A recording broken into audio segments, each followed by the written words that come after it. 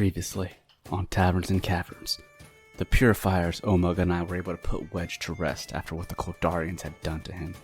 His death will not be in vain. We now encroach upon the 7th floor where Zaba awaits us. There will be no mercy for him or his allies for the atrocities they've committed in the Shy. I will defend my home with everything I have, even if it means dying on the battlefield. The time for revenge is now upon us. Episode 111. The Calling of War.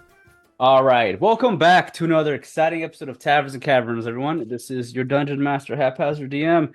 And the last time on Taverns and Caverns, the purifiers had made it through the 6th floor of the pagoda, and unfortunately they had to battle their old ally, Wedge Brewthane, that has been turned into a Yaksha through the experiments of the Kholdarians. Unfortunately, the cast was able to figure out it was Wedge. So, after defeating Wedge, they made their way to the 7th floor of the pagoda, where they came across the Kholdarian soldier who they are after by the name of Zaba, and they are after that bracelet that is on his wrist. Unfortunately for Zaba, he is by himself. He does not have any other allies, and there is no escape route for him other than fighting through the party. And at this current moment, the party is, for the most part, fully beefed up on their HP. Some of them are still pretty hurt from the prior fights, but right now it is a 6 versus 1.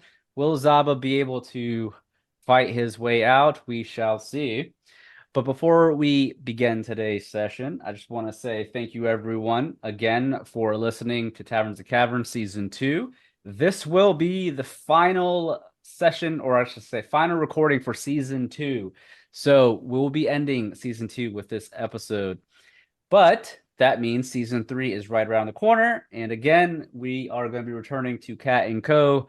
There are going to be some fun things happening in Season 3, and we're going to be doing things a little bit differently for Season 3. As I've mentioned, we'll be joined by Rod, as well, as you all know him as Roroi. He'll be joining us in Season 3. And we have a new player who is still fairly new to D&D by the name of Kendall. We'll be having him join Season 3 as well.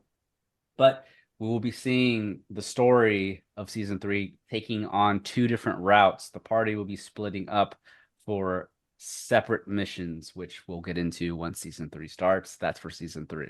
But for now, let's leave Cat & Co. to the side, and let's turn our pages to the purifiers. Y'all had begun your encroachment on Zaba, attempting to surround him, as he has mentioned that he will not go down without a fight. He is a loyalist to the Kholdarians, as particularly to his Emperor Ball, and he has unsheathed his long sword. Remember, Kholdarians do not wear the same type of armor or have the same culture as Shimara. So whereas Shimara is very heavily influenced on Japanese culture, Zaba's armor is not anything like a samurai's armor. Instead, Zaba is rocking out some hardcore golden heavy plate armor. He has a longsword in both of his hands, and he is prepared to fight the 6 of you. We've already rolled for our turn order, and the initiative is going to start with Stella, followed by Houta, Zaba, Ashina, Omug, Yome, and Roroi last. So with that, Stella, would you like to begin the first round? Because I'm already assuming you guys are attacking him. Because you got the way you guys left last episode. You all had your weapons drawn, looking bloodthirsty. So Stella, what are you doing? You have the first go. Okay. Adjust my hit points there. Well, let me see. He is kind of following. We popping off. Popping off. Yeah, off rip. Start the session strong. Off rip. I'm casting Cloud of Daggers on his ass. God damn! Right away. Right away. All right. So he's automatically going to take 4d4 slashing damage. which you've already rolled there. So instantly, Zaba is going to be taking 11 points of slashing damage. As you summon your Cloud of Daggers, let me go ahead and make a little icon or draw a little icon thing on him. It is basically right on him. So there we go. And as your magical Cloud of Daggers appear on top of him for that 11 points of slashing damage, you all see Zaba. He grits his teeth out. He's got an open-faced helmet, so his helmet covers his entire skull other than his face, so you can see his face, and you can just see him gritting his teeth as those magical blades cut into his plate armor. It's not doing as much damage as you'd want because of that heavy plate armor, but it is cutting into parts of his body. And he just glares at you, Stella, as you cast that spell, as he tightens his grip on his long sword, prepared to charge at you. Anything else? He goes, "What you looking at? I want your phone number." Call him a chicken head. Damn. Mm-hmm. Buck, buck, buck. Jam. Boy, please, whatever. Buck, buck, chicken, chicken, buck, buck, chicken head. Boom, boom, boom, boom, boom, boom, boom. Yeah, Love it. I'm not moving either. He's gonna have to come to me. All right, you stay in there then? Yep, fuck him. All right. Next up is Houta. Houta, what are you doing? All right. Oh, you look a little uncomfortable there. Why don't you step a little closer? He aims his hand crossbow and fires. He goes to try and deflect it with his blade, and will that happen? You rolled a 14 to hit. Unfortunately, he is in plate armor, which automatically means he has a high AC. A 14, unfortunately, does not hit. You can see he grunts and shoves his shoulder to the side as your bolt hits his plate armor on his shoulder and does nothing to him, and he glares at you with a grin. He pulls back the wire and moves about 10 feet towards his desk. Okay. That's in my turn. All right. It is now Zaba's turn. Go ahead and roll that damage again, Bri, because he starts his turn in there. So you get 2 hits on him, technically. Mm-hmm. Well, daggers is so good. It's 44 plus. Yeah, it is. Okay. It's just 44. Yeah, 44. Another 11 points of slashing damage. Nice. Zaba just grunts again as the magical daggers cut into his plate armor. Ugh. And in his mind, he's thinking he needs to get out of this. So, the closest person he can get to is Houta. Everyone else is pretty much right next to each other. The only other one that's somewhat closer than anyone else is Omug, just because of Omug's size. He sees Omug to the left or to his right. To your guys' left, this giant ogre with his glaive out. He's gonna refrain from charging the ogre. He's gonna go for Houta because Hota's the closest. He looks at Houta with a grin and he rushes at you out of the cloud of daggers. And because his desk is in the way, I'm gonna have him make an athletics check. He jumps up onto his desk and he's gonna attempt to braver you, Houta. Oh boy. His athletics is an 18. He easily is able to jump onto the desk without tripping. As he jumps on the desk, he looks at you, Houta. Prepare to die, Shimarin! As he takes his longsword in both hands, he jumps off the desk and slashes down at you, braver style. Strife slash! And that is a total of 16. Will that hit you? It does. But Houta is going to use his Kaiten. Okay. Uncanny dodge. I'm just going to take half of that damage. All right, cool. So you will be taking, because he's holding a longsword in both hands, he gets a D10 damage die instead of a D8. Mm-hmm. Something ain't right. Something ain't right if I don't got my D10. What kind of DM am I? Mm-hmm. All right, that is going to be, you take 8 slashing damage, Houta. And as you do, I need you to make me a Constitution saving throw. As he cuts into you, you can see he's grinning as if he knows something you do not. You made a 14 you need a 15 Constitution saving throw in order to save. So you're off by 1, unfortunately. Now, what happens with the Constitution? You are now considered poisoned. Ugh. So I will give you a green icon. You luckily don't take any damage from it. However, because you are poisoned, you have disadvantage on your attack rolls and your ability checks. What kind of poison is it? Just regular It's poison? just a regular old poison. Thank God I have an antidote. But you don't take any damage from it. And because, he's obviously a boss, he gets 2 attacks, multi-attack. And he spins around to try and do a horizontal slash against your waist. After his strife slash, he spins around. Tempest Strike! And that is a total of a 14 to hit. That's a miss. All right, so you're able to dodge the second attack. Don't get cocky. All right, with that, it is Ashina's turn. She is coming up. And she is going to swing as she's walking slowly towards him. She's swinging her ball and chain around as if she's a Go-Go from fucking Kill Bill or whatever her name was. Fuck was her name? I think it was Go-Go. I think it was Go-Go. She's spinning that shit around and she swings at him. She's get a little bit closer with the ball and chain. And will that hit? Let us see. Oh, a 20 will hit. For Nice. 2 bludgeoning damage, not much. She rolled pretty low there. Oh wait, it's not adding her strength for some reason. It should. So that is actually a 6 total sport. All right, and he has to make a strength saving throw. He failed. He is now fucking prone or grappled, I should say. You see the chain wrap around him. He's grappled. He can still attack, but he can't move. And Oma comes around. Actually. You see Omug walk up next to Ashina, and he puts 1 foot onto the desk, and he tries to poke at Zaba with his long reach with his glaive. He doesn't want to step on the desk. He's afraid it's going to break under him and him end up tripping. So he's not going to try and do that.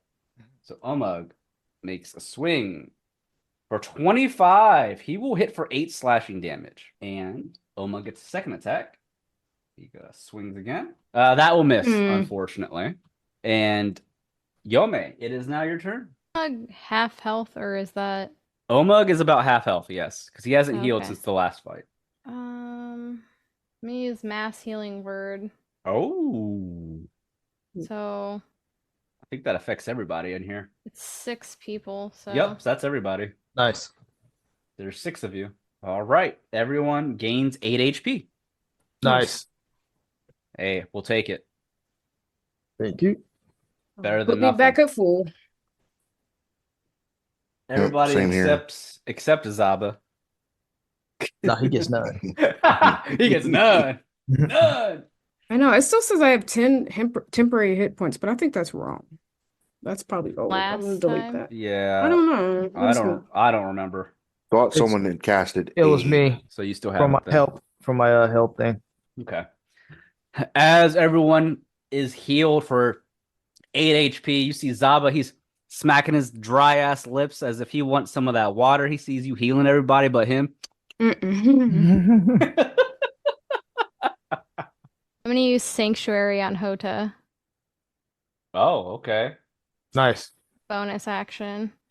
All right. So you ward a creature within range against attack. Until the spell ends, any creature who targets the warded creature with an attack or harmful spell must first make a wisdom saving throw. If they fail, the creature must choose a new target or lose attack with this spell. So that'll keep him up a little longer.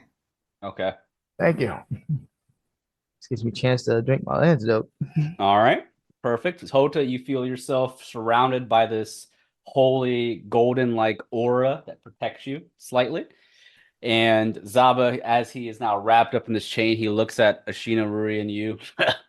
You think this chain will hold me? I am Zaba. Who? You heard me, boy. Zaba. All right, Roroi, what are you doing? It's your go. Roy's quiet. He's going to slowly walk up to Zaba in between Ashina and Houta. As he does, he'll do the Henry Cavill load as he walks. And he's going to use his Thunder Gauntlets. 16. 16. You go to attack. You do not hit, but you do have advantage because he is grappled. Oh, Nice. there you go. 21 will hit. So go ahead and attempt to hit him there. It automatically did it. Yeah, 10 thunder Yeah. damage. You deck him in the face, I'm assuming, for 10 thunder damage. Yeah. And he's going to do it again. Mm-hmm. Oh my god. So that's a 10 and a 23. 23 will hit for 4 additional lightning damage. All Roroi does is just stare dead in Zaba's eyes. He's still silent. He's pissed. Damn. Okay. You deck him in the face twice as if your name was Wrestler. You see, he spits out some blood from his mouth and he grins at you. You look upset, boy. Has Zaba pissed you off? He says he's still silent. That is the end of round 1. Stella, it's your go again. Mm-hmm. All right. So I'm going to remain where it's safe. 'Cause you know how I do. I do got some spell slots left, but I don't know. Yeah, I'm gonna try to go ahead and cast Hypnotic Pattern on him. He has to beat a 16 DC. Okay, hypnotic pattern. You create a twisting pattern of colors that weave through the air inside a 30-foot cube within range. Pattern appears for a moment and vanishes. Each creature in the area who sees the pattern must make a wisdom saving throw. Okay, careful. So can I put it here? Yeah, and then you'd have to put it a little further out or you might hit everyone else. Yeah, I'm gonna put it right here. All right. So let me have him make that. It's a wisdom. And with that, I have to beat a 16. So Correct. let me see what's his wisdom. That is a failure. He fails. So in this case, each creature in the area who sees the pattern on a failed save, the creature becomes charmed for the duration. While charmed by the spell, the creature is incapacitated and has a speed of 0. You can see he's grinning at Roroi, and as the hypnotic pattern goes off, his eyes begin to feel a bit woozy, and he doesn't know what's going on. So in this case, he basically loses a turn because he's incapacitated. Ooh. If it takes damage though, it will knock it out of its stupor. So What's the matter? damn stuff. It's like, what don't matter, bitch? All right, so he is considered grappled and hypnotized, technically. So these are crits, right? When people hit him?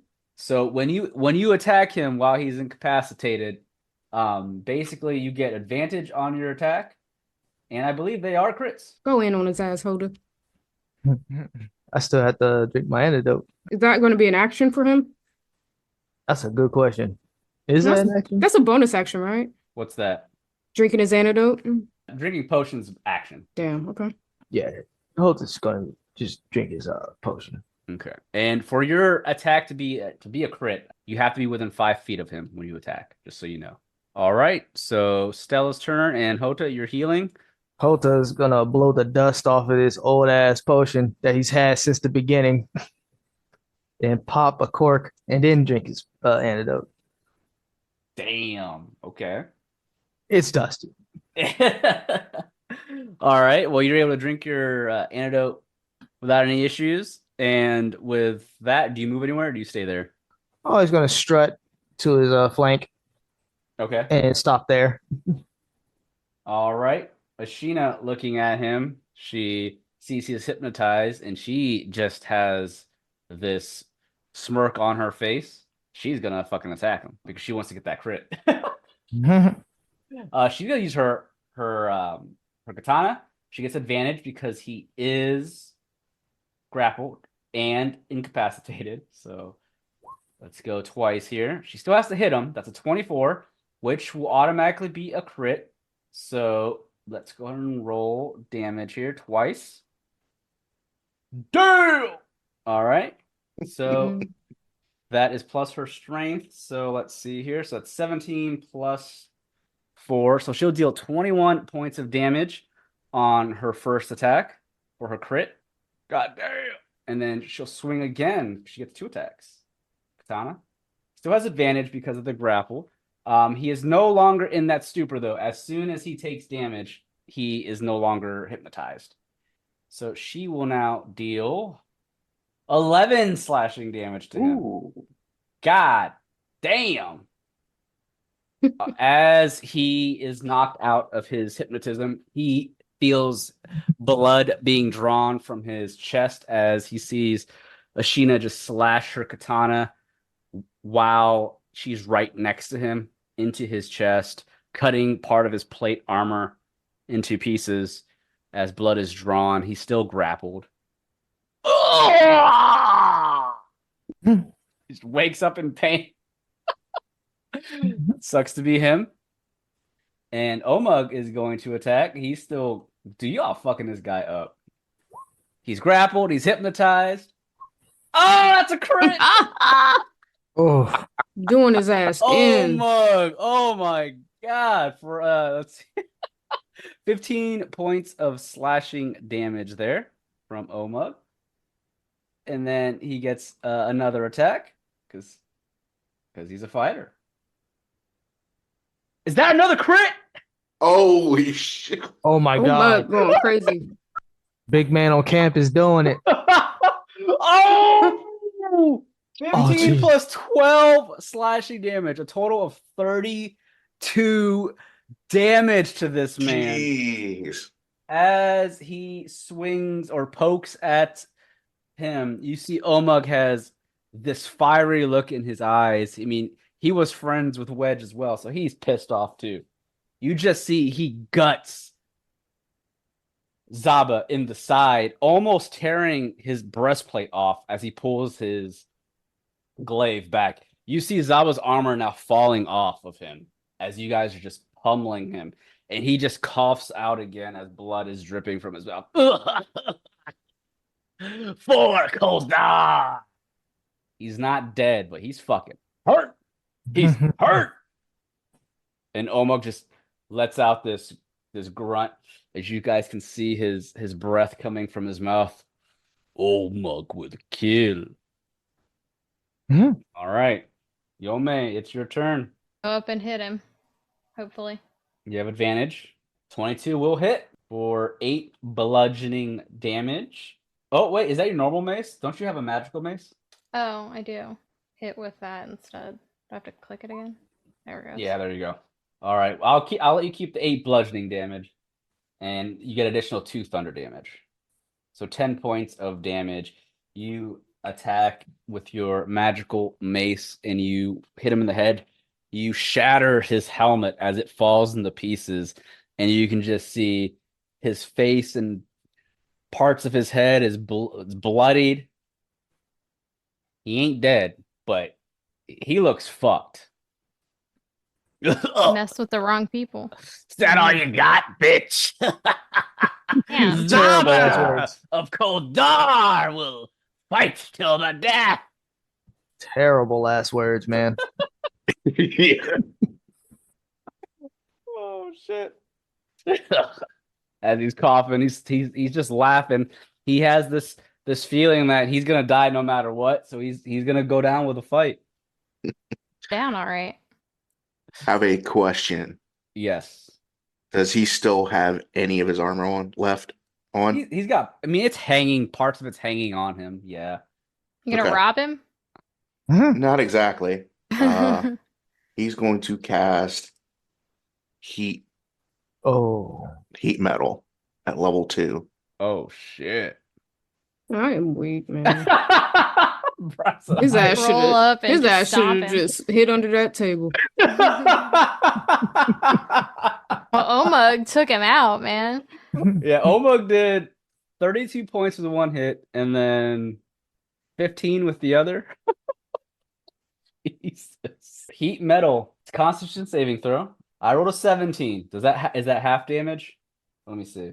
I'm looking at the spell. Okay. If a creature is holding or wearing the object and takes damage from it, the creature must succeed on a Constitution saving throw or drop the object. If it doesn't drop the object, it has disadvantage on attack rolls. So it looks like it doesn't say anything about succeeding or other than it not dropping an item. So I'll say he still takes damage because you're heating up his armor and he can't really drop his armor.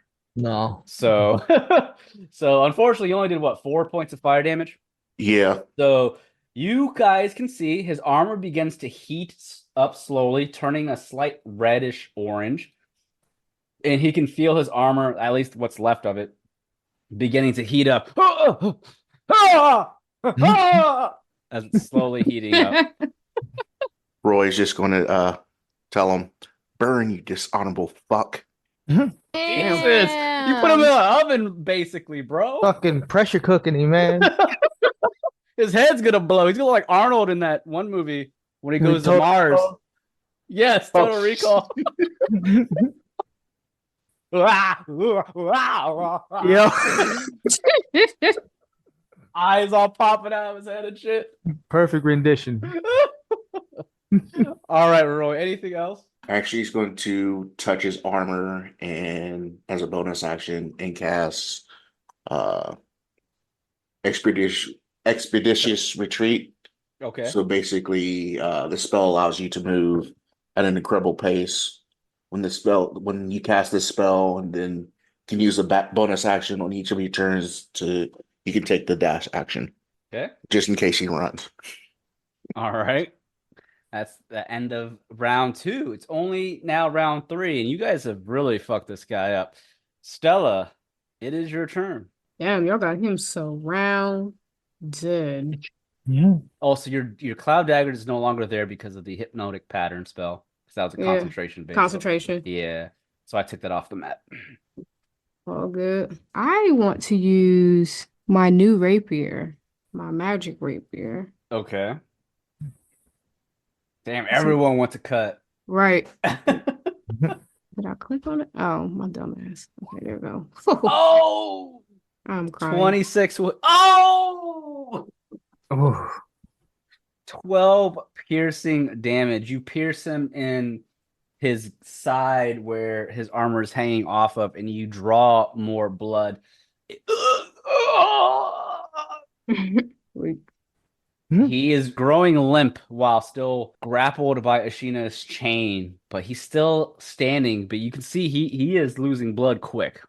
Stella looks down at the sword. I like this thing. Anything else, Stella? If not, it's Hota's turn. Go in on his ass, Houta. Houta, scimitar in hand, is gonna touch his shoulder and do what he did in Dark Souls. Oh God! He's going for that backstab. Make me another attack just in case you crit, because you have advantage. Okay, no crit, but we'll take the 27. All right, and you get bonus damage because of 9 slashing damage to Zaba plus whatever your bonus is. Yeah, it took me a second to find the dice roll. I'm like, wait, they changed the icons here. Yeah, they changed. The layout's a little different, or the UI Yeah. is different on Roll20 All right, here you go. updates. 3d6. All right, for an additional 11 points of sneak attack damage. God damn. As you go to attempt, or no, you don't attempt, you just stab him in the back, or how are you doing this? Touch his shoulder, stab in the back, Dark Souls style. All right. Going to that weird animation. Yep. As you do that, you see his arms move upwards, clipping out of the chains as if it's a video game. Oh! Shit. The clipping, man. You know the motto, clipping. Yep. As you stab him through the back, you pierce him just enough to drop his HP to 0. Do you say or do anything as he feels your hand grasp his shoulder? He feels that rapier or scimitar pierce through his back. You see he's coughing up blood. He's looking over his shoulder at you. Long live the Emperor! Some bad last words once again. He kicks him in the face and starts rummaging through his stuff. Damn! Mostly reaching for his bracelet. Before you do that, Sheena, she pulls away her chain, her ball and chain. As he drops to the ground, the chain unravels. She takes her katana and she just starts cutting into him as he's on the ground. And she's just, die, die, die! Caught up with Taverns and Caverns, or just needing more Dungeons and Dragons in your life? Why not check out another Geekly Inc. show, Greetings Adventurers? Join Rourke, Screech, Celine, and Chuck on their mishap adventures as they bumble their way through a world where magic is forbidden and an evil emperor needs to be stopped. Will they be able to keep their magic abilities a secret, or will they be discovered and meet a different fate from the Emperor? Probably both. But join us to find out. New episodes release every Monday, and episode live streams are every Tuesday at 8:40 p.m. Eastern at twitch.tv/geeklyinc. Roy's gonna join in. He's gonna cast Fireball. I'm gonna back, What? I'm gonna back off from that. Go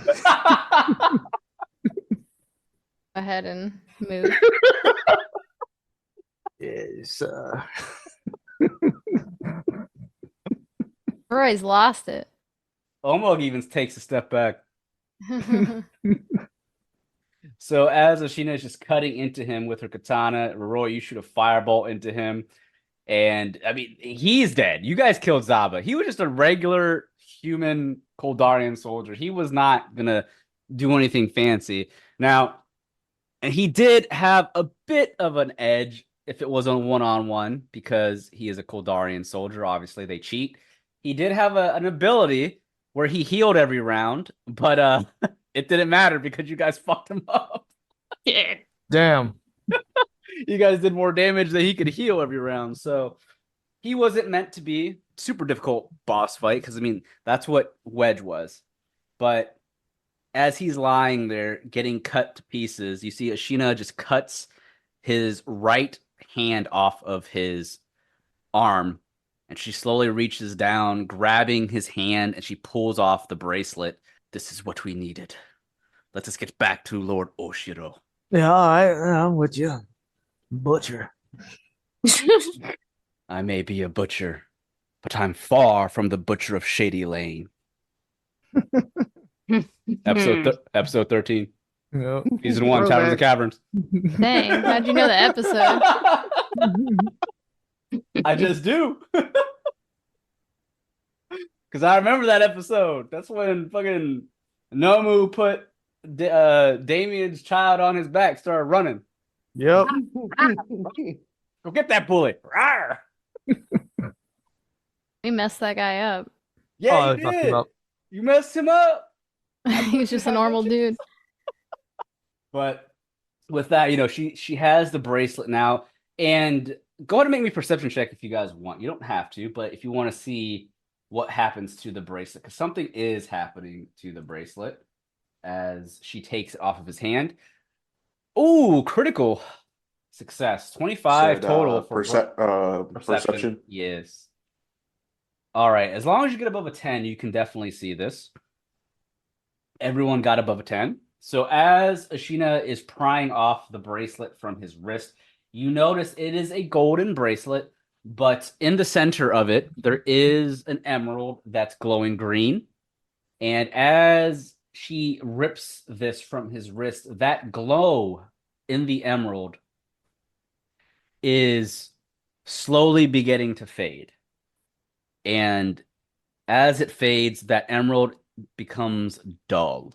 And you can just see that glow is gone completely. You don't know if it does anything, but for those that have some knowledge of magic, you would assume that whatever magic that was coming from it has either dwindled or vanished completely. And I made a mistake. It's not episode 11. Episode 11 is Rivershade.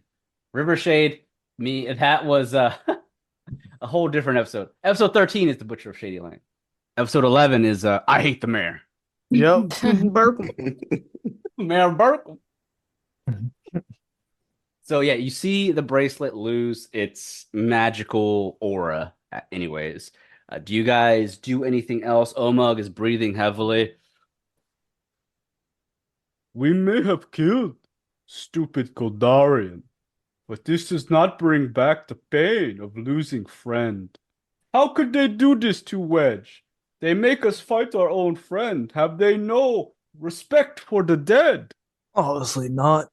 They're a bunch of monsters themselves. Of course, you would have to be monster to capture one of the Omnikami. For Tioga, we will save Tioga after we take care of Kholdarians. Omog is ready to go back to camp. Let us deliver bracelet so we can finish this job. Is there anything Yeah. in here that's worth looking at? Right. make me an investigation. Not for me. Let me see. And not for Yome with a 7. Roroi's going to do it, but he's going to shoot again. I'm sorry. With the medicine, not Houta with a 17 investigation. And 22 investigation for Roroi. You both are just inspecting the room, looking around, walking around. Yome, I'll say with a 7, you don't find anything that really stands out. I mean, you can like search his body if you want. But anything else in the room, you don't really spot anything of major significance that catches your eye.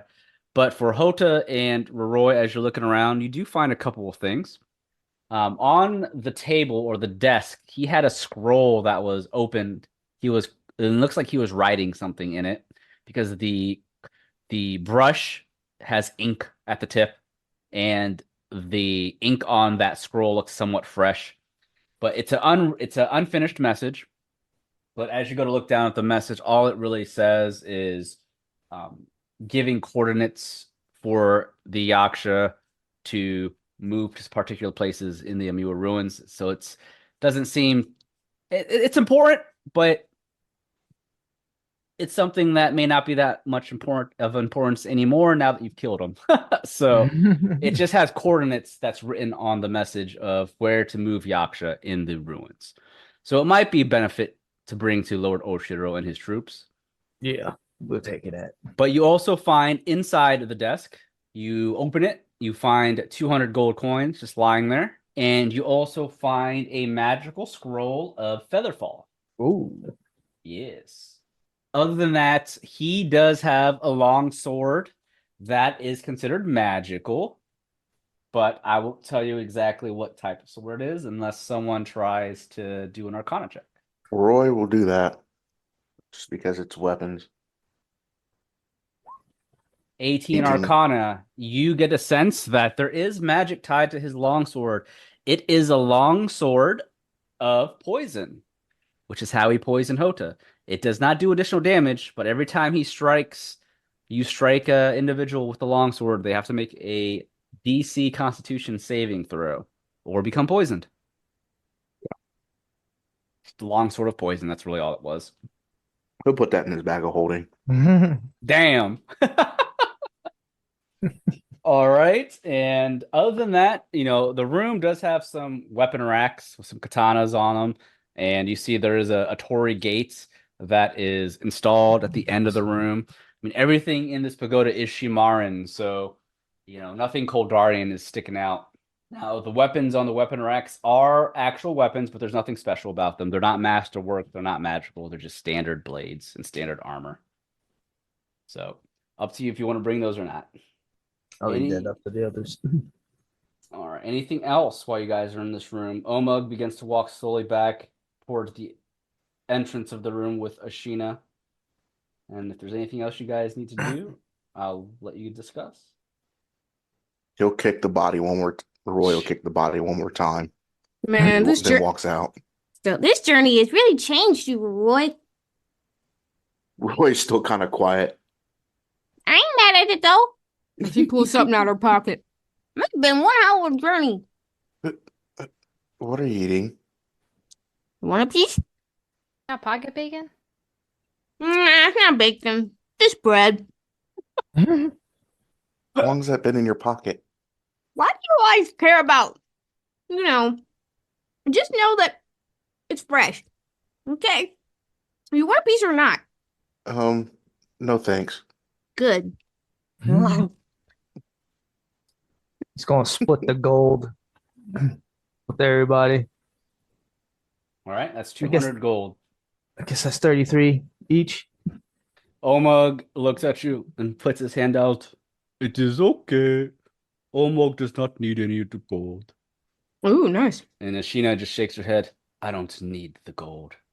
I just needed his head, and we have it. Okay, so we're all 50 each then? Yep. Bryce said say less. You wasn't going to argue that. She up to 932. Yeah. Definitely promote my fucking album now. All right, gold split. There we go. Who wants that scroll of Featherfall? Roy doesn't need it. He can already cast it. Ooh, fancy. I'll Don't take take it. All right. For my performance, I'll use it, you know? Act like I'm gonna crowd surf and then they can't touch me. All right. Here you go. This is what magic is supposed to be used for. I don't disagree, but there you go. Use it however you want. I said we get out of here. I'm tired of looking at this place. They'll be Yeah. happy to see we got the bracelet back. Oh yeah, just slide it right off of this stump. Yeah, this pagoda. Yeah, you I'm guys. tired of the magic. I'm out of spell slots. I need to rest. Y'all are beat the fuck up, bleeding, black eyes. Your hair's fucked up. You sweating. You need a shower. As the party slowly makes their way out of the room, you leave the dispatched Zaba lying there in his own pool of blood. And Sure as no as- blood now. It's dried up and crusty from the fire. Jeez. Jeez. Who the hell's gonna clean that up? Not Not you our guys. problem. Not our pagoda. Right. Oh man. So as you leave the room, you're able to make your way down all 7 floors of the pagoda without any other issues. And as you make your way down, you step out of the pagoda back onto the streets of Amiliwa. And as I mentioned, because I said it like 50 times when you first entered the pagoda, the wind's still billowing, lightning still striking in the distance. And the clouds are still heavy over the ruins. But you all step out and you feel this heavy breeze of wind blow against you. You don't spot any yaksha outside the pagoda, but go ahead and make me some perception checks to see if you notice something, because you guys are standing outside now, by yourselves. Oh, not 20. Ooh, Houta does not see this, Nope. but Roroi does with a 21. Neither does Bry or Yome or Stella with a 10. You guys don't see this either. The only one that spots them is Roy. But as you all step out onto the streets, you find yourselves, your party is alone with this heavy wind blowing against you. But in the distance, the darkness, on the rooftops of the buildings surrounding you, at least the streets, Roy, you see about 10 shadowy figures just staring down at you. Do you say anything to the party? Or what do you do? You can't tell who they are because they're basically shadow silhouettes. You can't see who they are or what they are. Yeah, he'll whisper to the group, and then he's going to hold up his gauntlet, ready to fire a firebolt. I don't see nothing. Yeah, well, those things you blind as hell. And all you see is the 50 gold you got. Yep. The party is told of this Omug, and Ashina quickly look up. But as you all prepare your defenses, preparing for a possible fight, you notice one of those shadowy figures jumps down onto the street. It is one of Mizuno Omari's ninja. You see a man drop down from the rooftops, and he holds his hand out. Fear not, it is your allies. You have retrieved the amulet, correct? And Bro, just nod. Ashina pulls out the amulet and she just holds it up. Indeed, we have. Take us to Lord Oshiro now. And the ninja nods. Very good. And he raises a hand, and as he raises his hand, the other 9 shadowy figures vanish. And he looks at you. Quickly, follow me. We will be traveling through the sewers to make sure any of the yaksha do not spot us. We will take this to Lord Oshiro. Be vigilant, for the yaksha are all over the ruins. Come, I will take you to the main camp. And the ninja takes you through this hidden passage nearby that takes you down back into the sewers. Not the same area of the sewers that you were in many, many episodes ago. Different portion of it. But you do find yourselves traveling through the sewers for the most part until you reach an eastern side of town or eastern side of the ruins. And you come up fairly close to Lord Oshiro's main camp that him and his forces have set up here in the Miwa ruins to fight the Yaksha. And as you exit the sewers, you are eventually taken to the main camp, which is heavily guarded, by the way. They have a makeshift camp that has palisades and everything surrounding it, with samurai in wooden towers with bows aiming down at you. There are several samurai standing guard at the main gate, but the ninja raises a hand as the samurai let you all pass. They open the makeshift gates, and you guys enter the camp. And once you're in the camp, you just see samurai all over this camp. You feel safe as fuck in this camp. Just the amount of soldiers that are here. And eventually, the ninja takes you in, through the camp, and he takes you to a tent. It is one of the more larger tents in the central part of camp. And as he turns around, he looks at the party. Lord Oshiro is inside. He is currently conducting business with the other captains of the army. Enter with respect. And he slowly grabs part of the entrance and he pulls it open to allow you all to step in. And Omug, including Ashina, they both nod and they slowly enter the tent. Do you guys follow suit? Yeah, why not? Yeah, Roroi will do the same. All right. So, real quick, second. As you all enter the tent, you can hear some conversation going on. And the conversation sounds stressful. Not people arguing, but more so questions are being thrown around, uncertainties. But as you all make your presence aware, you see there are 5 individuals standing around a war table. And on that war table is a map of the Miwa ruins. And there are what looks like pieces of a chess set all over the map that represent the soldiers' locations as well as the known Yaksha's locations. But out of the 5 individuals standing around the table, one of them is at the head of the table. It is Lord Oshiro, and he notices the party step through into the tent, and he just gives you guys, or he gives the other 4 captains a nod. Leave us. And they all nod as they take their helmets and slowly walk out of the tent, eyeing you over briefly just to make sure y'all trying to do anything shady. But as the 4 captains step out of the tent, you are left with Lord Oshiro in this area by yourselves, and he looks at you. The purifiers that were sent to retrieve the bracelets. It's good to see you all again.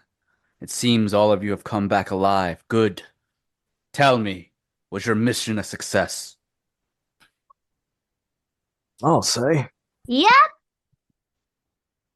Great. No stone left unturned, no crumb left uneaten. I see that the Kholdarian known as Zaba is not with you. I'm assuming you took his life. That's a Took it a dark way to couple put times. it. Yeah, we beat the fuck out of him. Good. You won't be joining us tonight. Wonderful. The Omni Kami praises you for what they have done with siding with the Yaksha. They don't deserve a warrior's death. Now, the amulet, I'm assuming you have it, yes? And Ashina just pulls out the amulet and slowly hands it to him. She nods, slightly bowing her head. He takes the amulet in his hand, looking down at it. It's such a simple bracelet with an emerald in it. Were there any changes to it when you ripped it from his wrist? It stopped glowing. Stopped glowing, you say? Interesting. He rubs his chin. It took you guys, I would say, about an hour and a half to get from the pagoda to the main camp. So it's been a good hour and a half since you killed good old Zaba. And as he's rubbing his chin, he goes, interesting. Perhaps this bracelet indeed was controlling the Yaksha. We have reports that about 40 minutes ago, the Yaksha have acted awkwardly, not as in unison as they were before. They seem to be confused in their ranks. Perhaps it's because you ripped the amulet from Zaba. How long ago was it when you killed him? Not too long ago. I'd say a little over an hour. It could have been 20 minutes, could have been an hour. It's all a blur, man. That would make sense. It's around the same time, give or take, that my soldiers have reported the Yaksha acting differently. It seems that this was indeed controlling them. He continues to rub his chin. We're going to need to inspect this bracelet and learn what we can from this magic. If it does control these Yaksha, perhaps we can use it against the Kholdarians in the future. But for now, you all have deserved a long night's rest. With the Yaksha being confused and not in, or I should say, in a disarray with their ranks, our soldiers should be able to dispatch them fairly easily without them having someone to give them orders. So, this is what we're going to do. He yells out, and as he yells out some words, there is a sorcerer that steps through the entrance. You called, Lord Oshiro? Yes, the bracelet is here. Take it. We need to study it and figure out the magics tied to it and how it helped the Kholdarians control the Yaksha. We may be able to use it against them. Make sure it is well guarded at all times. The sorcerer takes the amulet in his hands and he nods, of course, Lord Oshiro. And he turns around, he slowly walks off with it, and as he does, he is followed by several samurai that guard the sorcerer to make sure that he is safe at all times, leaving you guys with Lord Oshiro. But Oshiro looks at you all. Good job, everyone. Before you all leave to rest for the evening, I will say your next mission will be accompanying me and the rest of my troops to the western borders to fight General Ranak and his soldiers. Oof. We will be leaving first thing in the morning. Now that we have seen how the Yaksha are in disarray here in the ruins, we won't need the full force of my troops to stay here in the ruins. News has it that General Ranak has already pushed through the 2 lines of defense, leaving only one last wall of defense against him on the western border. We don't have much time. If we don't leave soon, we won't have anyone to aid in the battle against him. So, we'll be leaving first thing in the morning. The Emperor of Shimara has agreed to send some additional reinforcements to help our cause. Mizuno Amari, with many of her monks and priestesses, will be accompanying us. So, without further ado, I have much to discuss with my captains. You all may rest for the evening, but first thing in the morning we are marching out. Do you understand? Every purifier in the vicinity will be helping us in this battle ahead of us. Are there any questions? No, not at all. Stella stretches.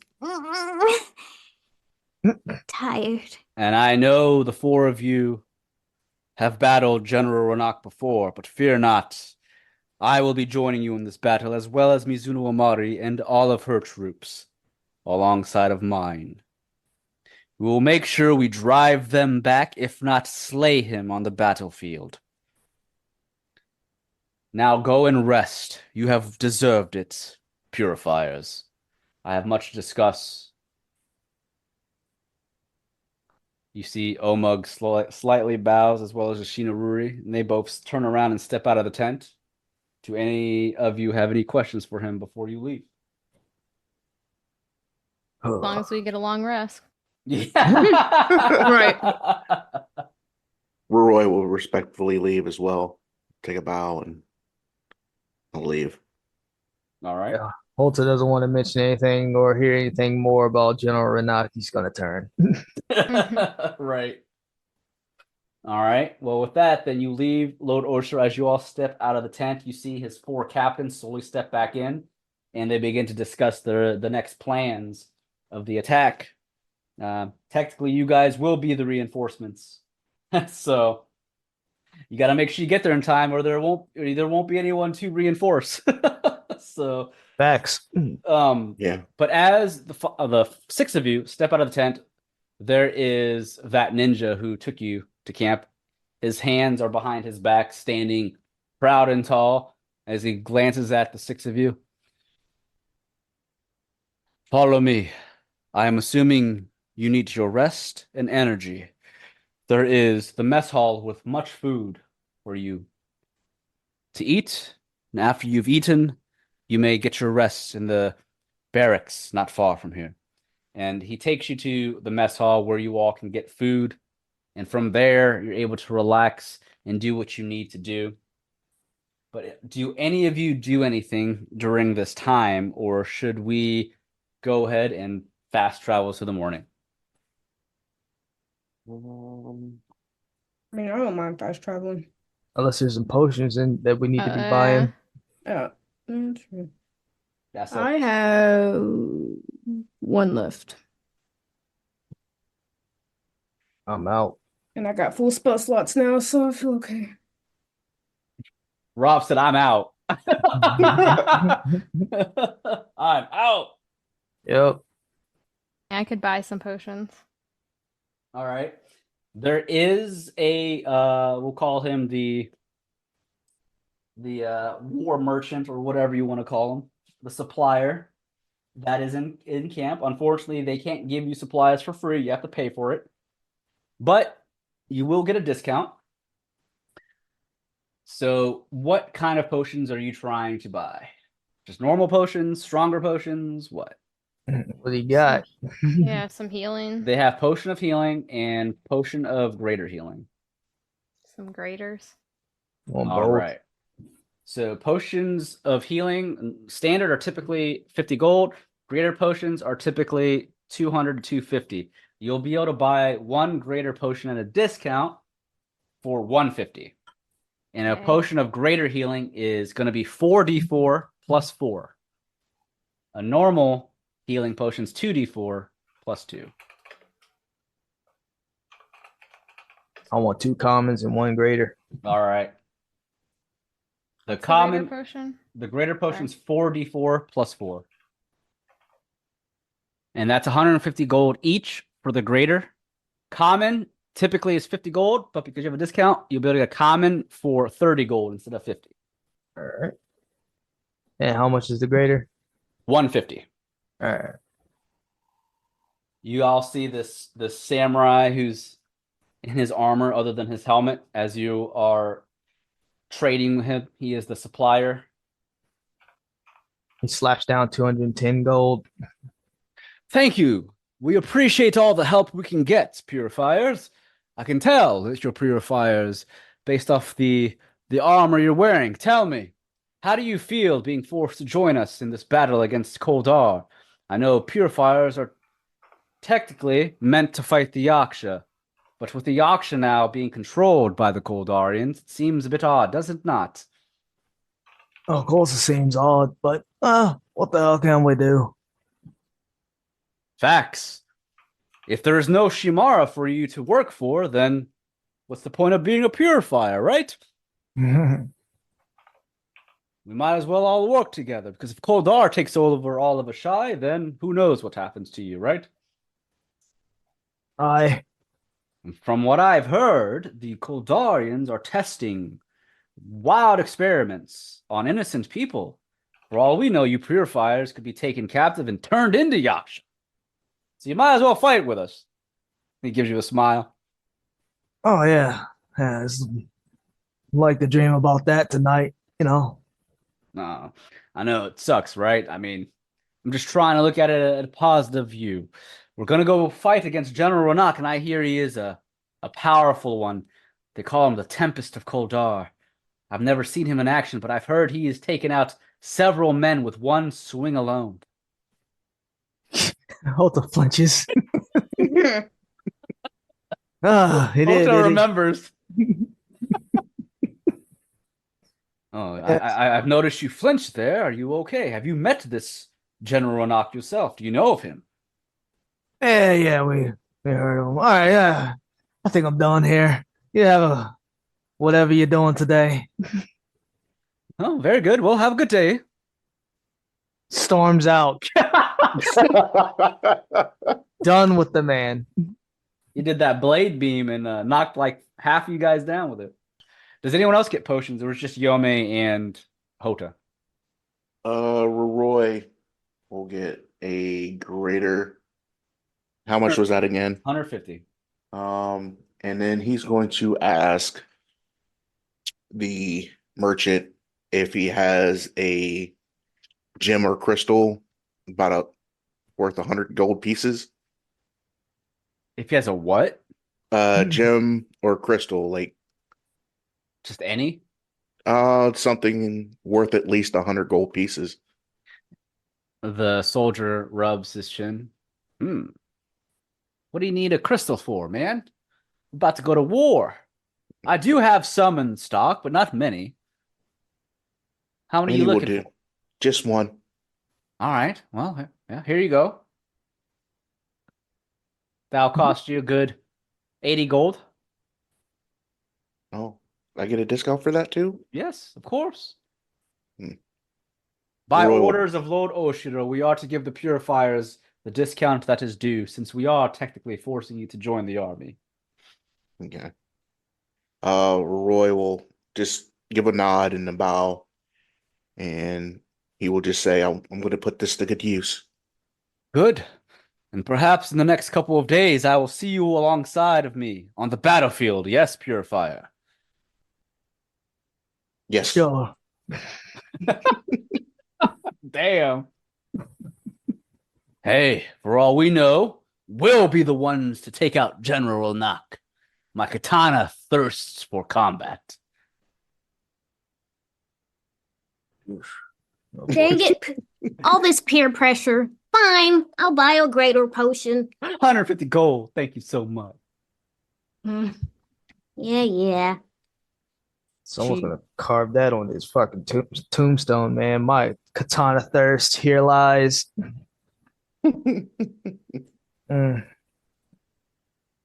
Damn, that's fucked up. All right. So everyone's got their potions, and as you all leave the supply area, you're able to get food for the evening and get a full night's rest. So you all have max HP.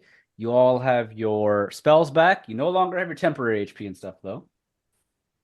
And as you all rest, morning comes abruptly. It's quick. You feel like you could have slept for longer, but Lord Oshiro wants to begin marching out of the Amiwa ruins towards the western border, because it is going to take you many days to get there.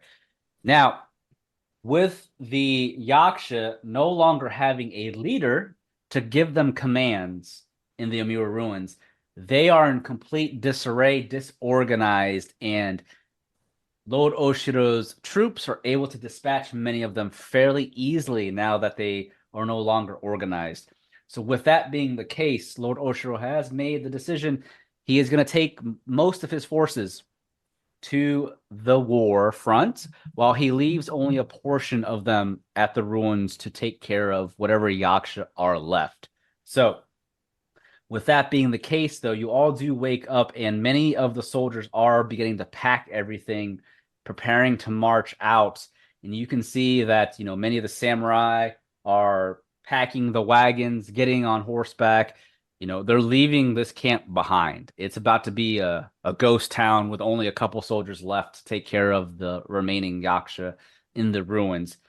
But as you all can hear the commotion going on with everyone preparing to march, there is a ninja that comes to find you all. And the ninja, as he finds you, he raises his hand. Purifiers, you're wanted. All purifiers are to come and meet with Mizuno Amari. Follow me. And Omug and Ashinaruri are nowhere near the four of you. They have vanished. They're no longer there. So it's just the four of you. And as the ninja brings you to Mizuno Amari's location, you can see she has several of her ninjas surrounding her in the camp, as well as many of the shrine maidens that have joined her that are helping the troops. And other purifiers are standing about. But as the ninja brings you there, he brings you to her personal tent, which is still up at this current moment. But as he brings you to the tent, Omug is in there with Ashinaruri, as well as Tsurumi Haruna. And Mizuno Amari is sitting there drinking some tea as she is looking over some notes. And as the four of you enter, she raises her eyes at the four of you. Ah, welcome back, purifiers. Please take a seat. I know the rest of the soldiers in camp are packing things and preparing to march, but there is something we must discuss before moving forward. Please, would you, any of you, like some tea? No, I'm good. I'll have tea. Please. Do you have teriyaki chicken? I do, actually. Would you like some? Please. I said, please. You can see Mizuno Amari, she raises her hand and snaps some fingers, and you can see some magic beginning to appear in front of her. She summons a mage hand, and you can see the mage hand begins to pour tea and provide you with some of the food that's on the table in front of her. And she smiles and looks over at Omug and Ashinaruri as they both kneel down. Please, have a seat, all of you. You all have had major success on your mission, and I am happy that you all came back alive. And I appreciate everything you all have done. Omug and Ashinaruri have both explained to me everything that took place with your battle against Zaba and what you saw inside the pagoda. Shina mentioned the unfortunate battle you had with your dear friend Wedge Brewthane. You have my condolences. I didn't necessarily know him, but Ashina and Omug were great friends with him. What they did to him is unforgivable, but we're most likely going to see more of that here on the war front, so I would prepare yourselves for such things. You might see old friends and old faces on the battlefield that you may not expect. Keep that in your minds so it doesn't throw you off guard. I'm assuming that's what the Kholdarians want. But that bracelet was retrieved. We are currently studying it. And we will be marching with the Lord Oshiro's forces, as I'm sure you've heard. There are two individuals, though, that recently joined us. I'm assuming you may know of them. They know of you and speak quite fondly of your group. Tsurumi Haruna, could you please allow them into the tent? And you can see, you all know Tsurumi. She's in the side, standing there. She's reading her book. And she looks up quickly at Mizuno Amari, and she just nods. Yes, head priestess. She quickly steps out, and as she steps out, you can hear some movement. Walking into the tent, you see two familiar faces. First individual that you see step through, it is the Dark Knight, Vengeance himself. It is Toraki, the monk, the Tiger Ieki steps through, and followed by Toraki is his sister Tarami. And as they both step through, Mizuno Amari raises her hand. Toraki and Tarami, they have also discussed with me the missions that you all had many, many days ago at Miyazu. They have agreed to help us. And Taraki looks at the four of you. good to see you're all still alive and intact. Tarami and I are going to keep our promise. We mentioned we would be helping you against the Kholdarians on the western border. Here we are. We were able to do what we needed to do in Miyazu. Unfortunately, the monks and the priestesses that stayed behind allowed us to get here much quicker through teleportation. We had to follow the same foot tracks as you. Getting to that fortress wasn't very fun, but I'm here, and my sister is ready to crush skulls. Oh, good to have you. Welcome aboard. Thank you. Tarami just nods, and Mizuno Omari just raised her hand as Tsurumi steps back in, and she's just standing now in front of the entrance of the tent, making sure no one else comes in. Well, there is also someone else that has joined us, but you'll be meeting with him on another time. The man Ekiras, I believe is how you pronounce his name. You all remember him, yes? He's alive? He is alive indeed. The one that you stumbled upon in Aloria with the refugees. Now, their grove was indeed attacked after you had left it, but Ekiras was able to escape with some of his forces. Not all of them made it alive, unfortunately. But he is here with the remaining forces at his back. They will be joining us on the Western Front. He's not here with us right now. He is actually with Lord Oshiro, but you will see him very soon, I promise you. We have gathered all that we can to help us against General Ronak and his troops. This is going to be a battle that we cannot lose. So we are bringing in everyone that we can. Thank you to Toraki and Torami for joining us. It is going to be a good thing to have monks of Nimwal here with our forces to help with their fists and their feet. And Toraki just cracks his knuckles. That's right. I know we're not going against Rassler and his awkward acolytes, but from what I've gathered, this General Ronak and the Kholdarians used the Yaksha against us, and if it is true that they have captured Tioga, that cannot be forgiven. As a monk of Nimwa, my sister and I, we will crush General Ronak's skull. I hear you've already done battle with him. Tell me all you can. I need to know what he is capable of. Keep traumatizing us by asking. Right. Yeah. He doesn't know. Hope you don't like lightning. Hope you don't like your arm. Oh, wind. It seems you know much about him. You fought him then, I assume. If you want to call it a fight. Right. Fight's a strong word. More like survived. Well, the powers of Nimwa are at our side this day. For I am vengeance, and vengeance will be had, whether it is General Ronak or Emperor Baal himself. Isn't that right, sister? He looks over at Tarami. She's just cracking her knuckles. They both look pumped. They both look like they're ready to fight some motherfuckers. But with that being the case, though, Mizuno Omari just nods and yes, we'll get there when we get there. But thank you, Toraki and Tarami, for joining us. I just wanted to make sure that you all were aware your friends from Miyazu came to aid us. But with that being the case, all purifier duties are to be halted and temporarily stopped for the time being. All the purifiers in the area will be assisting with the army. Whether you all be fighting Yaksha or Kholdarians, we're all on the same side. It's going to take many days to reach the Western Front, so we'll be marching for a while. And hopefully by the time we get there, our forces are still up.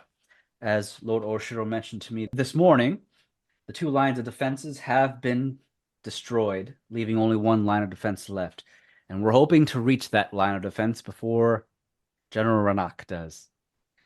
Do you have any questions for me before we begin marching? Nope, not from me. Unfortunately, we won't be teleporting this time. We'll be marching with the troops. We've exhausted all of Oh. our teleportation. Sorry. I just kind of got spoiled. Hmm? I can walk. It's fine. So, have you ever wanted to start your own podcast and just had no clue on where to begin? Fear not, for we at Taverns and Caverns are here to help you. Before we began the Taverns and Caverns podcast, we originally had a few members who wanted to learn the game of Dungeons and Dragons. With 3 of the 4 players being new to the game, we decided to make a podcast of it just for fun, and to possibly encourage others to try the game for themselves. Starting a podcast can seem daunting, but we're here to tell you that it can be simple with an all-in-one tool. It's now super easy to record a podcast with Zencastr. Log in using your browser and start recording a high-quality podcast right away. Record studio-quality sound and up to 4K video with your guests. Feel a sense of zen, knowing Zencastr's multi-layered backups ensure you always have your recordings in the highest quality, even if the connection is unstable. If you have thought about podcasting before and realized that you need a lot of different tools and services, those days are now over, my friend. With Zencastr's all-in-one podcasting platform, you can create your podcast all in one place and distribute to Spotify, Apple, and other major destinations. Go to zencastr.com/pricing and use my code TavernsCaverns, and you'll get 30% off your first month of any Zencastr paid plan. I want you to have the same easy experience as I do for all my podcasting and content needs. It's time to share your story. And with that, let us continue our campaign. It's alright. Most of the army does have wagons you'll be able to ride on to make it faster, but some days you might have to march. Okay, man. So I was like, fuck, god damn it.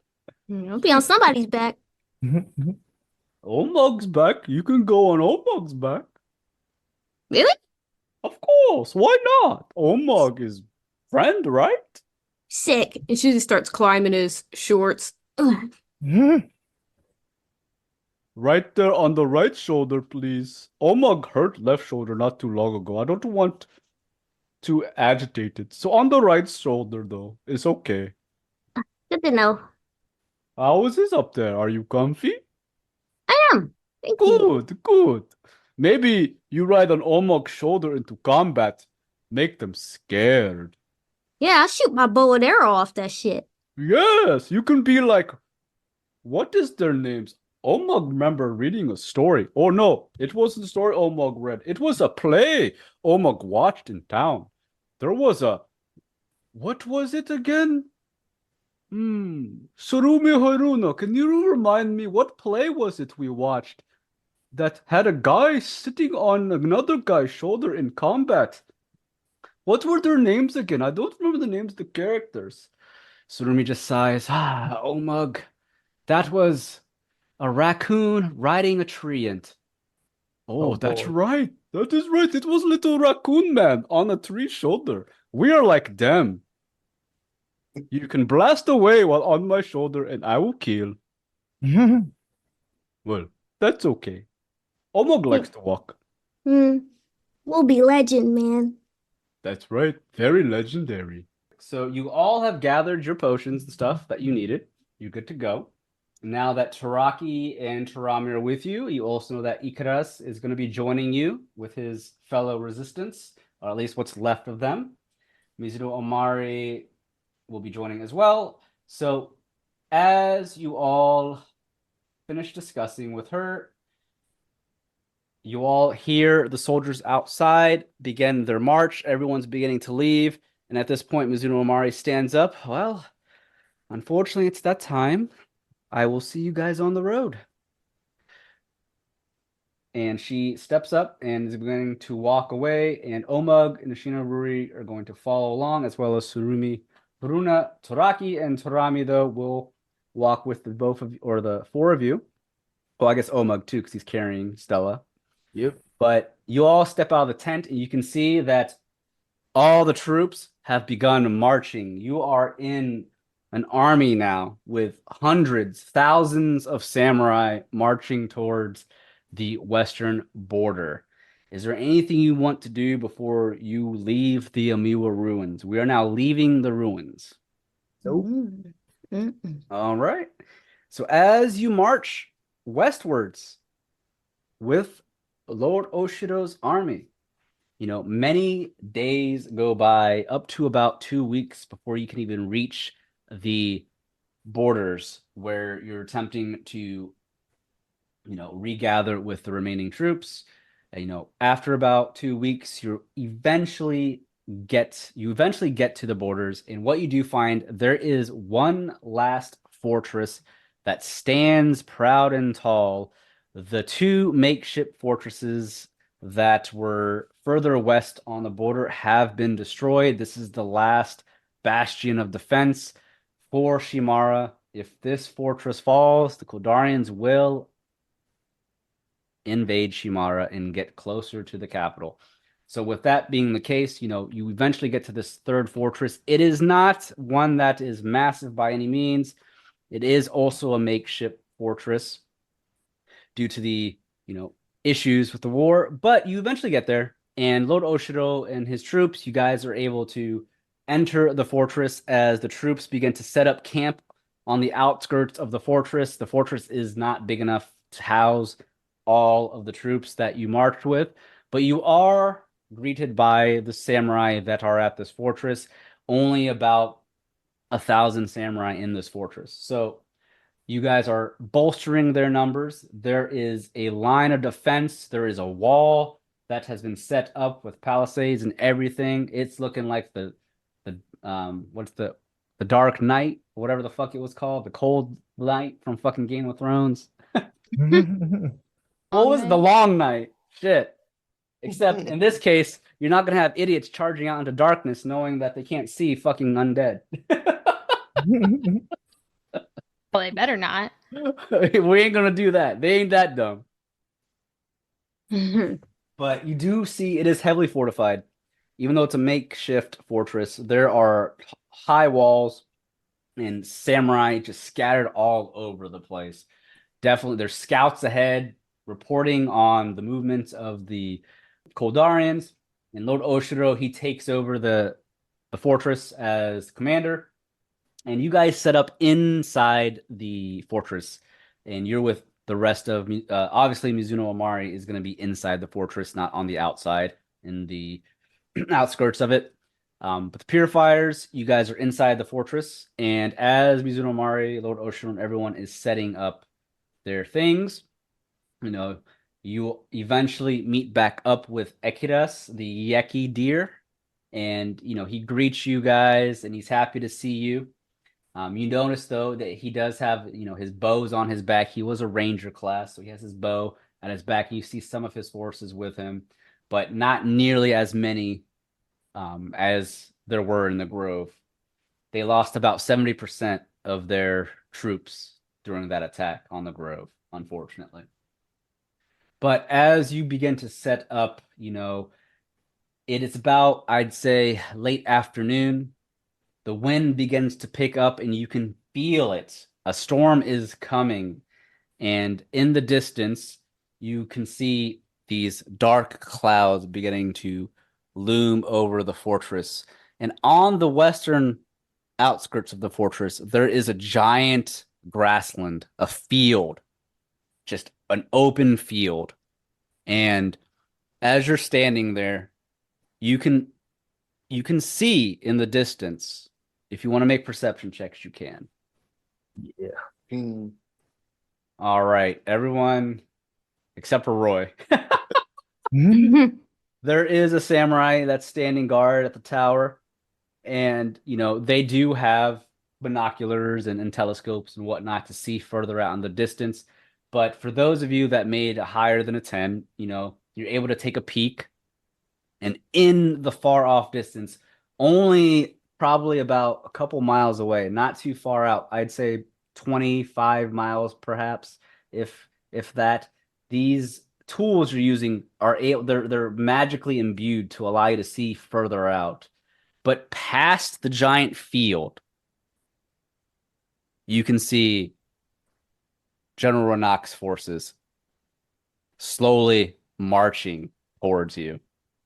Now, they're still many hours away due to the sheer fact they're marching on foot. But they're slowly coming. And you can see that there are thousands of them marching towards you. And with those clouds now hovering over them, you see lightning strike in the distance. You get a sense of looming destruction as they near you, as if it's giving you a sign of omen of some kind. Shit's about to hit the fan. Mm-hmm. And things aren't looking too good for the weather as you feel just something about you and the area that you're in, especially Houta, because Houta, with your background, you've been in war before. Yep. You just get this heavy sense of there's no escape. Death is coming. And whether or not you're going to succeed, you have no clue. The number of forces you see slowly marching, you can't tell if it's more or less or the same as the amount of forces you have. But based off what you know the Kholdarian soldiers, for the most part, the ones that can transform, heavily give them the advantage over the samurai. But you're just not sure what's going to happen. You just feel at unease, a set of unease about you. And with that being the case, you begin to hear some bells ringing in the distance of the fortress. And many of the samurai begin to run around as the bells are being rung. And what do the four of you do? Mm-hmm. I think we need some siege weapons to even the playing field with their transformed yaksha. Omug looks at you. Yes, we have some siege weaponry. Catapults and some ballistas are being prepared as we speak. Oh, good. You know, perhaps we set some oil up on that field and then shoot the catapults with fiery boulders into the oil. What do you think? Oh, now you're thinking. We're Yeah, cooking. this sounds really violent. I'm into it. Omog only suggested because this is what Omog overheard. That is what they are already planning to do. It is going to be a field of fire. Oh, Yeah, good. they should burn. You need that alchemist fire from Boulder's Gate. Baldur's Gate, or even fucking Game of Thrones when they sailing into fucking the capital. Oh, you want that wildfire? That wildfire. Do you have that wildfire, Houta? No.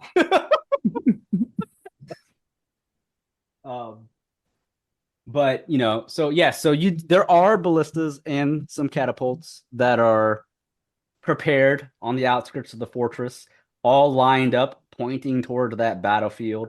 The bells are ringing, soldiers are running about, and you feel General Ronak, just his presence, even though he's miles away, you just feel him coming. And you hear Lord Oshiro's voice in the distance as he shouts for troops to prepare for war. And as the troops begin to run about in unison and preparing themselves, we'll go ahead and say this will end season 2 of Taverns and Caverns. Damn. Oh, Oh, wow. I thought you were about to charge in. blue bottom. All right. When we return to the land of Ashai, that season is going to start off with war.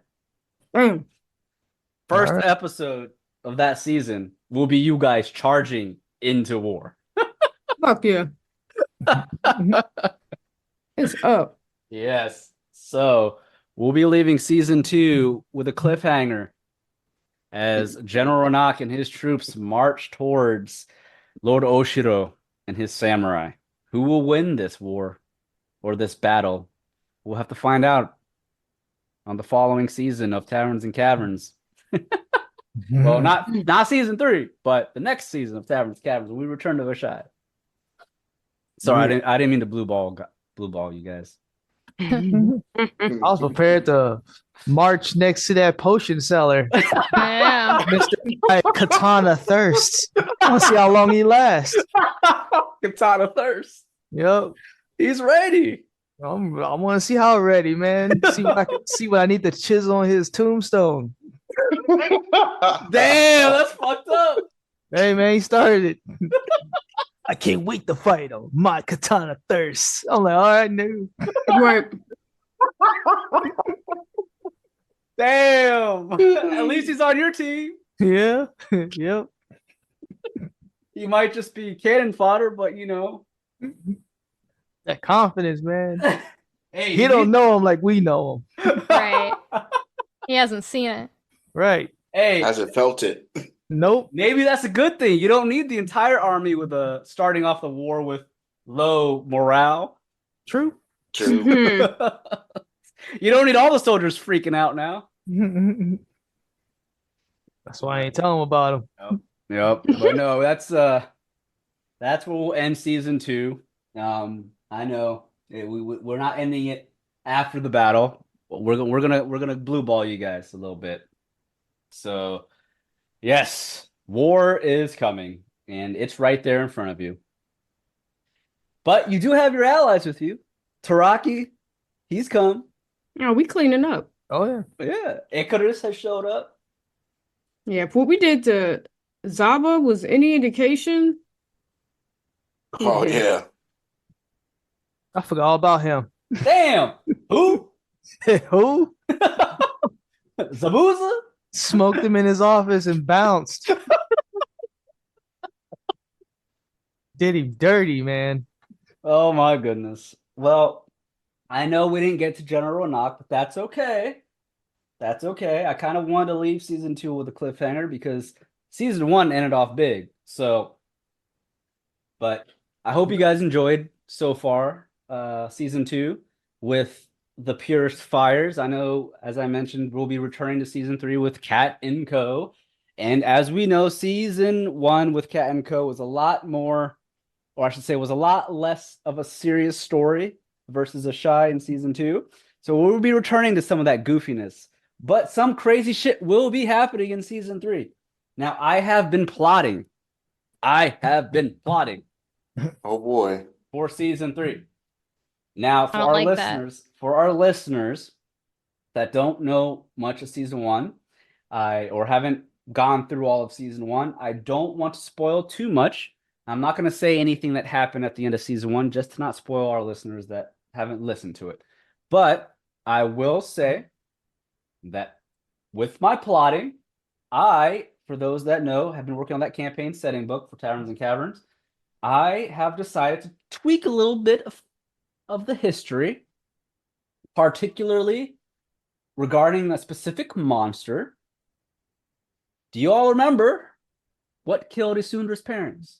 mind flare. Oh yeah. Oh, yeah, you do remember that. Well, considering a mind flare, as we all know, is a Wizard of the Coast D&D thing, I'm completely leaving mind flares out of Taverns and Caverns, and I have come up with my own version of a psionic horror. It's not a mind flare, but it will be taking the place of the mind flare for the world of Reverie. And oh my god, I told Felicia about it. I'm ready to fucking use it. That's a bad sign. Plotting Right. hard. He all happy and shit. Right. Never a good sign. No. No, it's not. I'm But gonna need a drink for that. we'll be diving into this creature, I should say this species, that's replacing the mind flayers. I have named them Spirylith. So Okay. instead of the mind flayers, or what are they called? What are they called? Mind flayers. The other term. Illithids. Illithids. Yeah, instead of illithids, you're going against the Spirylith. And for those that don't know, Spirylith is a play on words of Spira or Spiri. And the theme I was heavily influenced on when creating this creature, for those that know the dark manga that deals with spirals, do you guys know what I'm talking about? Talking about some Junji Ito? Yes, I am. Oh my Jesus. Wait a How minute, what? dare you?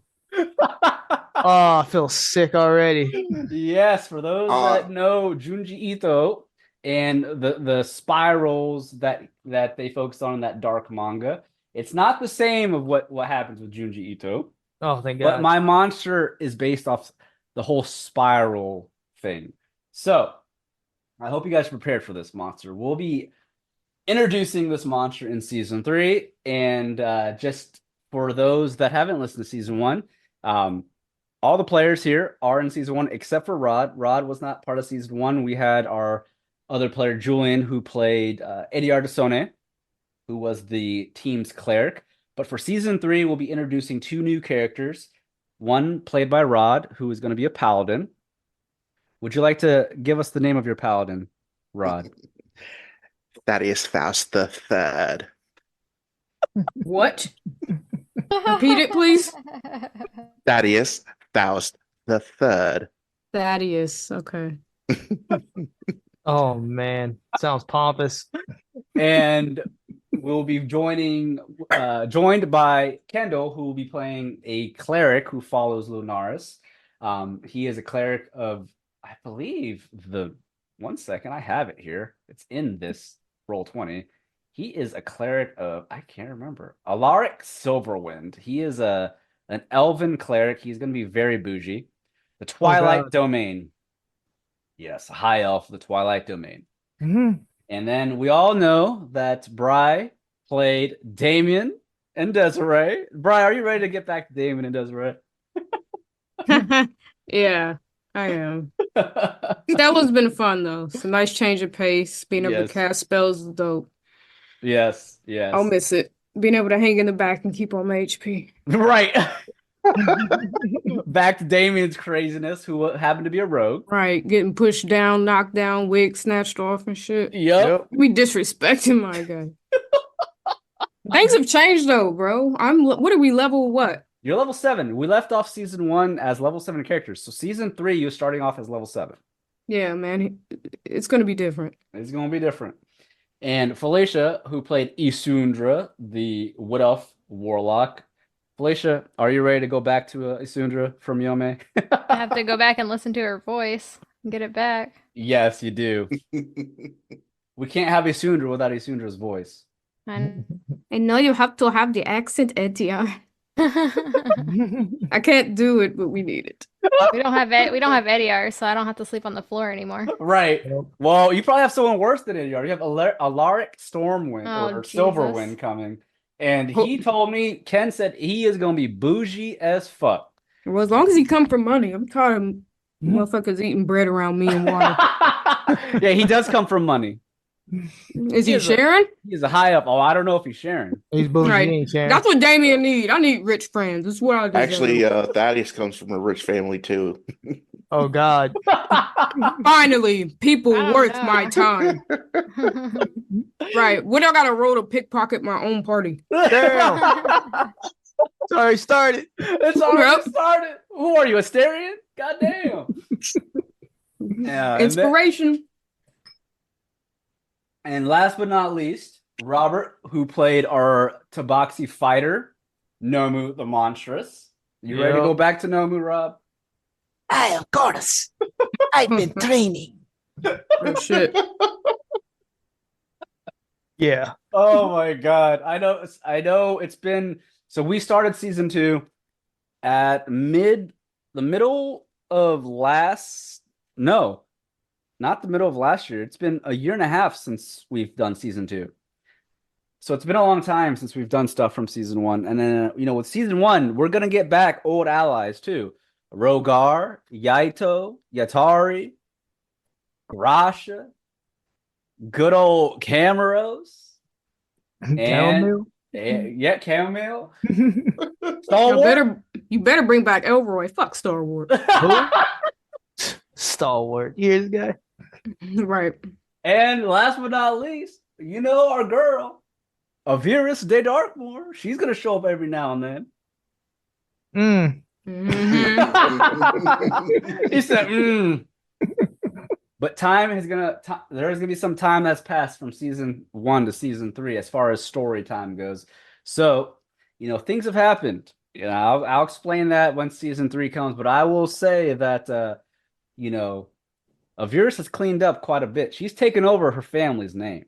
We'll say that much. So things will be different. But as I mentioned, season 3 is gonna be slightly different off of season 1. We're gonna have 2 paths going at the same time because Rod is gonna be playing a second character actually, because the Cat and Co will be splitting up into 2 different parties because we'll find out in season 3 why. So there'll be 2 things going on at the same time. But that ends it for season 2. I hope you guys enjoyed Ashai. But shit's gonna be crazy back in Tyrster too. But I'm excited to get back to Tyrster. I've been doing a lot of planning because the campaign setting book focuses on Tyrster and not necessarily Ashai, because Ashai is gonna be more of a supplemental book to the main campaign setting. Mm-hmm. So I've been doing a lot of plotting, and I'm excited, and I hope you guys are too. Oh, yeah. A little nervous. Not gonna lie. Oh! You're also going to be playing that second character, Rod. And for those that listen to our side stories, y'all know this character. Goes by the name of Yalar. Oh boy. Does Yalar want to say something? Well, I hope you guys are ready. Sure. Oh God! For those that listen to the side story, Sorceress of Aloria, Yalar was the warlock with his staff named Bog that Rod played. Yalar will be in season 3 as well. So, but with that, that's all I got, guys. I know I kind of left off on a cliffhanger. I'm sorry. It's got serious there at the end, but that's where we're leaving season 2, right in the middle of war. All right. But that's what we got. And for our listeners, thank you again for listening to season 2. We'll be starting season 3 very soon. By the time you get to this episode and listen to this episode, we'll probably be a couple recordings into season 3, because we still have a couple of episodes of season 2 to release before season 3 is released. So we got some time. But with that, thank you, everyone. This has concluded the story of the purifiers in the land of Ashai for now. We will return to Ashai and see how the purifiers deal with the General Ranak in the near future. But for now, thank you guys, and we appreciate your time. That is it for Taverns of Caverns Season 2. All right. Well, is there anything you guys want to say before we end it? This has been iconic, though. I've liked it's this been season. fun. I didn't know how to feel about the character at first. I'm like, I might have bit off more than I could chew, but this is a good group. Yeah. Yeah, I like this group. Yeah, it's definitely different. The vibe was different, Mm-hmm. both story and like party. This party was definitely much different than Cat and Co. You didn't necessarily have a tank, but then again, you didn't really have a tank in Cat and Co. either, because Nomu had trash HP. Yep. NDR did what needed to be done. Yeah. I mean, technically, you did have a cleric and a rogue in both parties. Mm-hmm. And we had an Omug and a Rogar. You had Omug. Omug was kind of the Rogar. I mean, Ashina Ruri was also a fighter too, or samurai. So it's kind of like Rogar as well.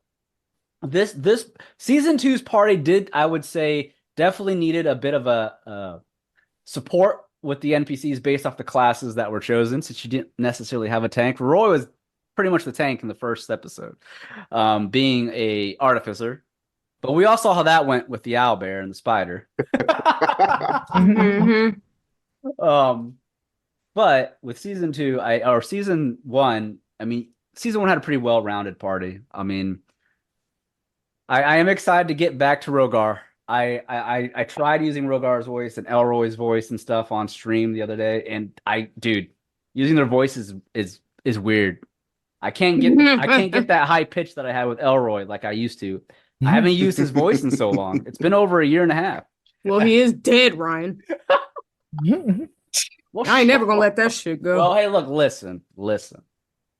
That's what That's what Nomu is going to be trying to do in season 3, is revive Elroy. Yep. But he's got to fucking do a few things to do that. Because as I've mentioned, reviving someone from the dead is a major feat in Reverie. It's not easy. And Nomu is going to have to jump through some crazy hoops to do it. Lord. Hey. He's the leader of the group. That's Cap. Nomu's changed. Get it done. And Nomu's not done with Lord Butterfriend. I'm just going to say that right now. Oh, shit. Oh, no. Right, I didn't heard so much shit. I'm ready to fight his ass. It's not even my beef. Y'all just keep talking about him and Lord shit. Butterfriend, yep. Rob, please do the voice again. You got it right. I am Lord Butterfriend. Be welcome. Badass. Yeah, he's coming. He'll be part of season 3. Oh, shit. So I hope you're ready, Rob. Oh, man. Season 3 is going to be fun. We're going to be diving into Nomu's backstory in season 3 as well as Asundra's backstory. We're going to get some shit going on with them. So I hope Asundra's ready to potentially face off against the Spiralith that killed her parents. I hope everyone else is ready. Right, I guess we I'm gonna need it. Right, he's going hard with the stories. I'd be in the back, like. All right, I'm just here for moral support and sneak attacks. All I'll say is, Felicia, you're going to an easy class, Eldritch Blast. That's it. Oh. You don't gotta worry about the healing. That's on Ken. And I do have another character, a new NPC that I have coming for season 3 that is gonna be a cleric bard mix. And I know Rod has seen this character before in streams, but I'll save that for season 3. I don't want to spoil the fun. Hope they're ready for Cat and Co. Because we ain't normal. No, they ain't normal. No, they ain't not. They are not. You see how we corrupted Yaito? Yaito corrupt as fuck. I'm weak. Corrupted him. Easy. Meanwhile, we're gonna fast forward to season 3. In the middle of combat, Cat and Coach is beating the shit out of this random ass monster, while Nomu is eating some poor fucking little kobolds. Meanwhile, Yaito is in the back sitting drinking some tea. Yaito's seen enough shit. Right. Yeah, now that you've seen what Yaito has seen in the Shy, he's probably happy he's gone. Shit. No, just he's not happy he had to leave. He misses home. Other than the Yaksha. But now that we've seen some of Ashai, now we can actually, delve a little bit more into Yaito's backstory a little bit too. Mm-hmm. We'll be diving into a lot of backstory in season 3. So I hope you guys are ready. I'm ready. I'm excited. Like I said, I've been plotting. Mm-hmm. Thanks again for listening to another exciting episode of Taverns and Caverns, everyone. If you enjoyed our shenanigans, we ask that you please leave us ratings and reviews on Apple iTunes or any other podcast platform that you use. Also, please be sure to check out the Taverns and Caverns Patreon for exclusive content that you won't want to miss. You can find me on Twitter at HaphazardDM. Yo, I'm Bri. I play Stella. And you can follow me on Twitter at Blaze_Nancy Bride King or NBK. I am Robert Jones, and I played Houta Liu-bei. You can find me on YouTube, Trubone, Trubone. I'm Felicia, and I play Yome. You can find me on Insta or Twitter at daggertribal.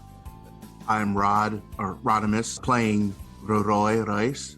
You can find me on Twitter at Rodimus7901 or at Instagram at Rodimus83.